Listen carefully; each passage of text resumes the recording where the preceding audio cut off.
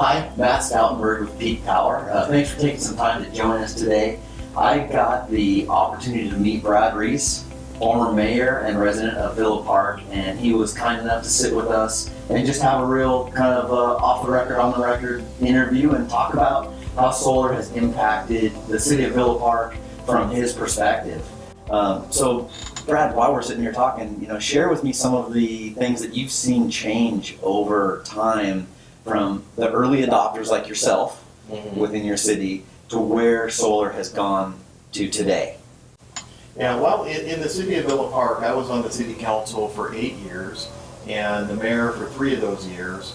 And in the city of Villa Park, we have 2,250 households. These are on half-acre lots or larger. They're larger homes, and they're just ideal for solar.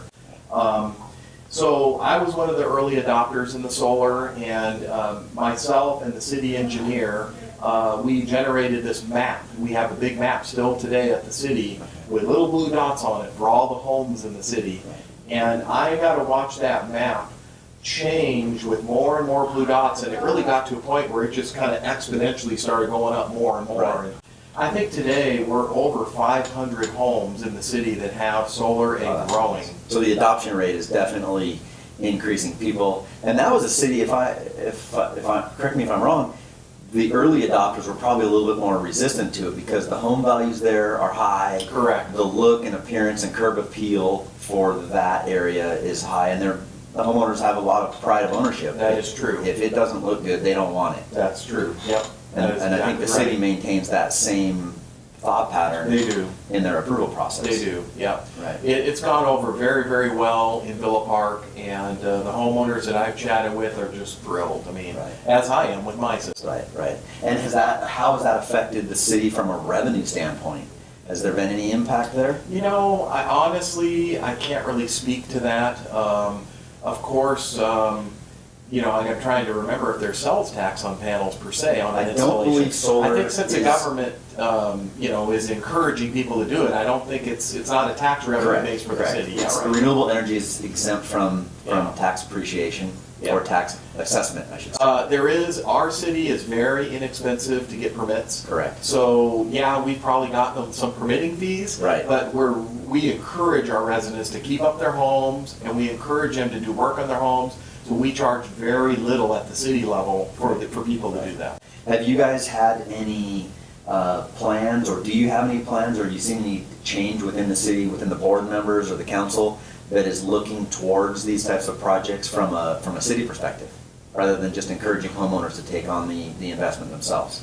The city has looked at some different programs that try to encourage them where it could be added to the property tax or whatever. I forget the name of that program, but Property assessed financing. yeah, right. And that really didn't go over that well in our city. It works in some cities and not in other cities, and there was a little resistance on that. But by all means, the city encourages people to upgrade their homes, and this has been a proven technology. Solar is here to stay. Yeah. Panels have very good longevity. Right. The return on investment is there. Right. It's an absolute plus for people. Excellent. Yeah. Well, is there anything that you want to share with us in the course of this conversation that that our audience might find beneficial that you think of? For me, I also, being on the city, I sat on various boards: the Fire Authority Board of Directors, Orange County Sanitation Board of Directors. So you've seen that. I'm a director at a water district as we speak today. Okay. I've been on many different plants, hydroelectric plants and plants that generate electricity, and seen many, many solar farms. And I am a big fan of government type infrastructure adding solar to their portfolio. And renewable energy is a winner. It's here to stay. It's something we need, and I would like to see that grow and grow and grow as it is doing. So you've probably seen a lot of evolution from all those different entities that you've worked with. You've probably experienced the evolution of guidelines and standards for solar installs that might not have been in place in early days and might have been early obstacles for contractors like us to get projects across the finish line are becoming more norm, more standardized, to where the permit process is smoother and safer and of a higher quality and a higher standard. Yeah, a lot of truth to that. On the onset of this, it was much harder. And as time has gone on, I know there's been changes. A change that happened years ago, and it's a change where the panels got to be spaced differently and not all the way up to the crown of the roof and all this. And there's been all kinds of talk about that. And fire funny, setbacks. being in the fact that I was a reserve fire captain for 28 years, I've been on many a roof, walking around and cutting holes in roofs, and I know that drill. Right. That was an interesting change, and everything is getting worked out. The process is simpler now, and it's much easier for people to get this done. Right. Yeah. Well, I want to take a moment and say thank you very much. I You're appreciate welcome. the business. I appreciate you taking the time to meet with us and share some of your insights. And look forward to plenty of years of solar efficiency on your house and You your bet. neighbors. So, Loving it. Thank you Thanks so for much. joining us. Great job.